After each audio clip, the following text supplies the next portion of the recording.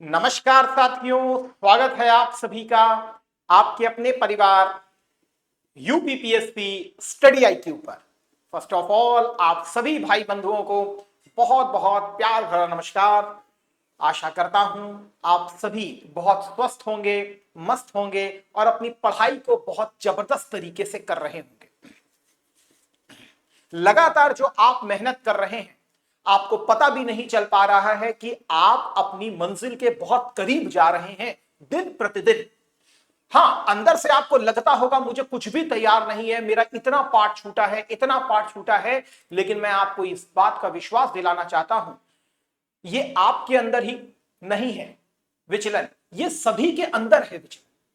ये अगर as a aspirant मैं अपने आप को भी रखूंगा तब भी मैं आपसे कहूंगा कि ये विचलन मेरे अंदर भी मौजूद रहेगा। तो इसको बिल्कुल आप प्राकृतिक मान करके चलिए और जिस प्रकार से आप जी जान लगा करके मेहनत कर रहे हैं, आप उस तरीके से काम करते रहिए। जब क्वेश्चन पेपर सामने आएगा तब आपकी विजय जरूर होगी, क्योंकि आपने खूब मेहनत की है और अच्छे तरीके से पढ़ाई की है। चलिए स्टार्ट करते हैं आज के सेशन को आप सभी भाई बंधुओं के साथ। आप सभी से विनम्र अनुरोध है, ये मेरा टेलीग्राम का चैनल है, नहीं ज्वाइन किए हो तो अवश्य ज्वाइन कीजिएगा। ये मेरा व्हाट्सएप का नंबर है, ये मेरा व्हाट्सएप का नंबर है। कभी भी आपको एग्जामिनेशन से संबंधित कोई भी परेशानी आती है या आप कोई सलाह भी लेना चाहते हैं तो निसंदेह आप मुझे यहां पर मैसेज ड्रॉप कर सकते हैं। इसके अलावा अगर कोई बैच के लिए भी आपको नीड है, चाहे वो यूपी पीसीएस का बैच हो, चाहे वो आरओ और एआरओ का बैच हो, चाहे वो बीईओ का बैच हो, चाहे वो टेस्ट सीरीज हो, किसी भी चीज की अगर आपको नीड है, आप डायरेक्ट मुझे व्हाट्सएप कर सकते हैं। चलिए आज के सेशन को स्टार्ट करते हैं और आज के पहले क्वेश्चन को आप सभी के साथ डिस्कस करते हैं। बताइएगा प्लीज। लिखा है consider the following statement regarding the सन्यासी रिवोल्ट। मेरी कोशिश रहती है कि मैं दो स्टेटमेंट के माध्यम से आपके लिए बनाऊं ताकि आप तैयारी यहां पर करें और आयोग अगर यहां तक पूछता है तो आप पहले से ही प्रिपेयर रहें। पहले से ही आपको मैं इतना मजबूत बना देना चाहता हूं ताकि आप एक अच्छे लेवल के क्वेश्चन करें, तो निसंदेह आपकी मजबूती आपको वहां पर विजय दिलाने का कार्य करेगी। लिखा है it was triggered by British restrictions on pilgrims visiting holy sites and the harsh land revenue collection in Bengal after the great famine of 1770। Second लिखा है Bankim Chandra Chattopadhyay famous novel Anand Math is set against the backdrop of indigo revolt not the Sannyasi rebellion. लिखा है यह विद्रोह 1770 के भीषण अकाल के पश्चात बंगाल में अंग्रेजों द्वारा तीर्थयात्रियों पर लगाए गए प्रतिबंधों और कठोर भूराजस्व वसूली के कारण प्रारंभ हुआ था। दूसरा लिखा है बंकिम चंद्र चट्टोपाध्याय का प्रसिद्ध उपन्यास आनंद मठ 1882 का है। ये नील विद्रोह की पृष्ठभूमि पर आधारित है, ना कि सन्यासी विद्रोह पर। Which of the statement above is और आर करेक्ट। उपयुक्त कथनों में से कौन से कथन आपको सही देखने के लिए मिल रहे हैं? केवल एक, केवल दो, दोनों ही कथन यहां पर सही है या दोनों ही कथन यहां पर गलत है? क्या लगता है?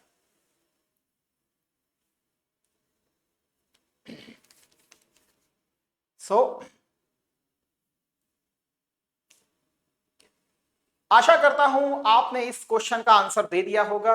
चलिए पहले को देख लेते हैं। तो यह बात बिल्कुल सही है कि 1770 के भीषण अकाल के पश्चात अंग्रेज जो हैं उन्होंने तीर्थयात्रियों पर प्रतिबंध लगा दिया था। इसके कौन कौन नेतृत्व थे? तो नेतृत्व में बहुत सारे लोग आपको दिखाई पड़ेंगे, मजनूम शाह, चिराग अली, भवानी पाठक, है ना, और इसके अलावा दुर्गेश नंदिनी, है ना, ये सब आपको, देवी चौधरानी, दुर्गेश नंदिनी कह रहा हूं, देवी चौधरानी, माफी चाहूंगा। तो ये बात बिल्कुल सही है, ये बिल्कुल सही है। बंकिम चंद्र चट्टोपाध्याय का जो आनंद मठ है, एक्चुअल में ये जो है सन्यासी विद्रोह पर आधारित है। इसमें सन्यासी विद्रोह को स्पेशली हाईलाइट किया गया है। दैट्स वाई इसका जो पहला वाला ऑप्शन है वो सही है, सेकंड वाला ऑप्शन जो है यहां पर ये गलत हो जाता है। नेक्स्ट लिखा है सैंथल विद्रोह के संदर्भ में निम्नलिखित कथनों पर जरा विचार कीजिए। विचार कीजिए। इस विद्रोह का नेतृत्व सिद्धू कान्हू चांद भैरव ने किया था। जिन्होंने ब्रिटिश शासन के अंत की घोषणा की और दामिन ए कोह क्षेत्र में एक स्वतंत्र संथाल राज्य की स्थापना की। The rebellion was led by Sidhu Kanhu चांद Bhairav, who declared the end of the British rule and established an independent Santhal Raj in the Damin Ekoh region. Damin Ekoh region, ये दामिन एकोह लगभग राजमहल से पहाड़ियों से देखेंगे तो बिहार के भागलपुर से लेकर लगभग राजमहल की पहाड़ियों के बीच का क्षेत्र है लगभग। लेकिन the British suppressed the uprising and subsequently created a separate administrative unit called Santhal Pargana under Regulation 1014 of 1855, completely prohibiting non-tribals from the entering the region। लिखा है अंग्रेजों ने इस विद्रोह का दमन किया और 1855 में बाद में 1855 के विनियमन 14 के तहत संथाल परगना नामक एक अलग प्रशासनिक इकाई का निर्माण किया, जिसमें गैर आदिवासियों के प्रवेश को पूरी तरह से प्रतिबंधित कर दिया गया। लिखा है इनमें से कौन से कथन जो है आपके बिल्कुल सही है? क्या लगता है आपको आंसर? केवल एक, केवल दो, दोनों ही सही है अथवा दोनों ही गलत है? क्या लगता है?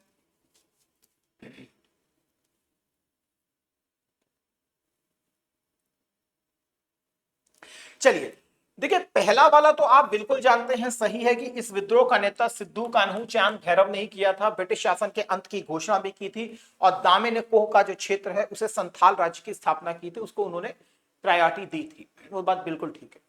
1832 में ही अंग्रेजों ने ही दामिन कोह के क्षेत्र को मान्यता एक प्रकार से दी थी। दामिन कोह क्षेत्र डिक्लेयर किया गया था। यहां पर दूसरा जो आपका दिख रहा है, अंग्रेजों ने इस विद्रोह बाद में 55 के विनियमन 14, एक्चुअल में विनियमन 14 नहीं था, ये 37 हुआ करता था विनियमन। इसके तहत संथाल परगने का निर्माण किया था एक अलग एडमिनिस्ट्रेटिव यूनिट के रूप में। और यह बात भी इसमें कही गई थी कि जो गैर आदिवासी जो है उनको नॉन ट्राइबल्स की लैंड को शिफ्ट नहीं किया जाएगा।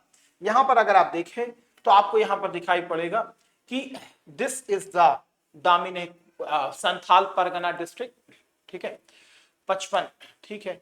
यहां पर अगर आप पढ़ेंगे संथाल परगना क्रिएट किया गया था स्पेशली 55-56 में, ठीक है, which exposed the operation faced by the Santhals prompted British reforms. The establishment of the district was formalized under the Santhal Pargana Act 37 of 1855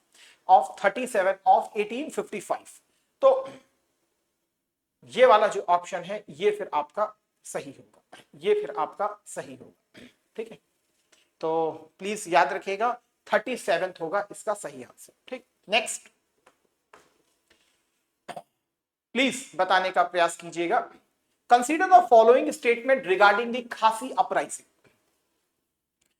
the uprising was led by Tirot Singh against the British attempt to construct a road connecting the Brahmaputra Valley with Sylhet through the Khasi Hills. इस विद्रोह का नेतृत्व तिरोत सिंह ने खासी पहाड़ियों के मध्य से ब्रह्मपुत्र घाटी को सिलहट से जोड़ने वाली सड़क के ब्रिटिश निर्माण प्रयासों के खिलाफ किया था। दूसरा लिखा था Khasi fighters were supported by neighbouring tribes like Garos, Khamtis, Singphos, but the resistance weakened after Tirot Singh was captured in 1833 and deported to Dhaka। खासी लड़ाकों को गारो, खमटी, सिंगफो जैसी पड़ोसी जनजातियों का समर्थन प्राप्त था, लेकिन 1833 में तिरोत सिंह के पकड़े जाने और ढाका निर्वासित किए जाने के पश्चात यह प्रतिरोध कमजोर पड़ गया था। क्या लगता है आपको आंसर?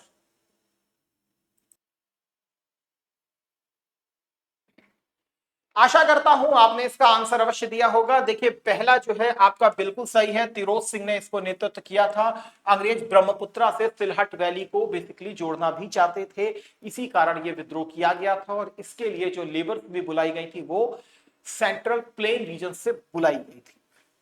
दूसरा ये भी बात सही है, इसमें गारो, खामती और सिंगफो जैसी पड़ोसी जनजातियों ने भी समर्थन किया था, लेकिन ये मूवमेंट वीकेंड हो गया था, खासकर 1833 के बाद, जब तिरौत सिंह को स्पेशली पकड़ लिया गया था और ढाका इनको स्पेशली निर्वासित भी कर दिया गया था। इस आधार पर आपका जो आंसर होना चाहिए वो दोनों के दोनों ही यहां पर आपके सही हो।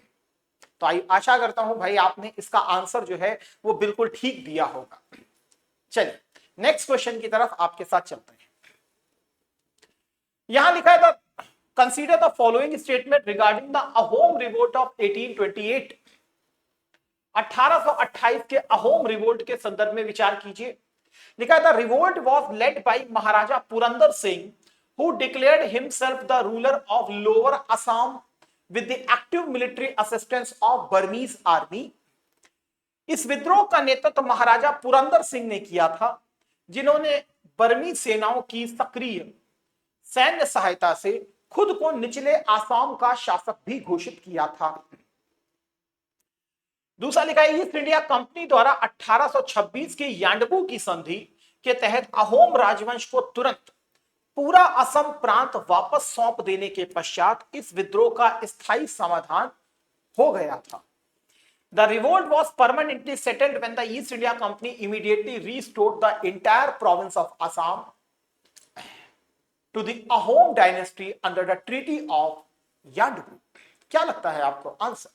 केवल एक सही है, दो सही है, दोनों ही सही है, अथवा दोनों ही गलत हैं?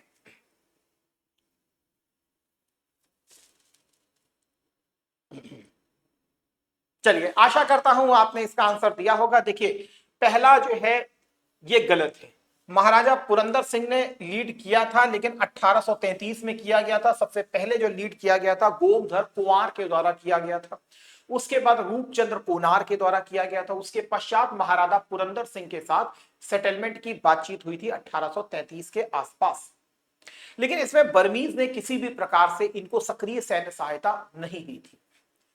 दूसरा स्टिल ये गलत हो जाता है, क्योंकि भाई ये 1828 से लेकर के 1833 के बीच में चला है, नाम ही 1828 आ रहा है, तो सेकंड वाला कैसे हो सकता है? जबकि याडबू की संधि बर्मा के साथ फर्स्ट एंग्लो बर्मा वॉर में साइन की गई थी, जिसमें अराकान और तेना सारिम के जो क्षेत्र हैं उसको ब्रिटिशर्स के द्वारा ले लिया गया था। साथ ही मणिपुर को इंडिपेंडेंट घोषित करवाया गया और बर्मीज का जो एरिया था, जैसे आवा कैपिटल हुआ करती थी, वहां पर एक ब्रिटिश रेजिडेंट को भी अपॉइंट किया गया था। That was the provision of the आपका याडबू ट्रीटी। ठीक है, तो इस आधार पर आपका ना ही एक सही है ना ही दो सही है। नेक्स्ट, तो दोनों के दोनों ही आपका यहां पर गलत हो जाते हैं। अब चलते हैं नेक्स्ट क्वेश्चन की तरफ। तो आज के क्वेश्चन फिर यहीं समाप्त होते हैं, लेकिन ये मेरा पर्सनल व्हाट्सएप नंबर है। आपको एग्जामिनेशन से संबंधित कोई तकलीफ होती है, आप मुझे डायरेक्टली इस पे कनेक्ट कर सकते हैं, मुझसे किसी भी प्रकार की सलाह ले सकते हैं। किसी बैच को आपको लेना हो, चाहे वो यूपीपीसीएस हो, आरओआरओ हो, चाहे फिर आपका बीईओ हो, आप किसी भी बैच को परचेज करने के लिए डायरेक्ट मुझे इस नंबर पर व्हाट्सएप कर सकते हैं। ये हमारा फाउंडेशन का बैच है। जब भी फाउंडेशन के बैच को लें, हमेशा हमेशा प्लैटिनम बैच को ही लें, क्योंकि वो एक समग्र बैच के रूप में काम करता है। किताबों से लेकर के प्रीलिम्स के क्रैश कोर्स, मेंस के क्रैश कोर्स, एनसीईआरटी के वीडियो, सब तक आपकी एक बेहतर पहुंच बनती है। टीचर का स्पेशल मार्गदर्शन भी उसमें आपको प्राप्त होता है। इसके अलावा अगर प्रीलिम्स की केवल तैयारी कर रहे हैं तो प्रीलिम्स के क्रैश कोर्स को आप परचेज कर सकते हैं। लिखना नहीं आता तो मेंस के क्रैश कोर्स को ज्वाइन कर सकते हैं, आरओआरओ के कोर्स को ज्वाइन कर सकते हैं, या यूपीपीसीएस प्रीलिम्स की टेस्ट सीरीज को ज्वाइन कर सकते हैं। अपनी सहूलियत के अनुसार आप इनमें से किसी भी बैच का पार्ट बन सकते हैं, एक बेहतर टीम के साथ जो एक बड़ा अनुभव रखती है इस फील्ड में। तो आप सभी का वेट रहेगा इन बैचेस में, जरूर ज्वाइन कीजिए। स्टडी आईक्यू अपनी अफोर्डेबिलिटी के साथ साथ अपनी क्वालिटी के पैरामीटर्स के लिए भी जाना जाता है। इन्हीं शब्दों के साथ आज के सेशन को यही विराम देते हैं। आप सभी खुश रहें, मस्त रहें, आप सभी के लिए ही कामना है। Thank you. जय हिंद, जय Bharat, Vande Mataram, God bless you.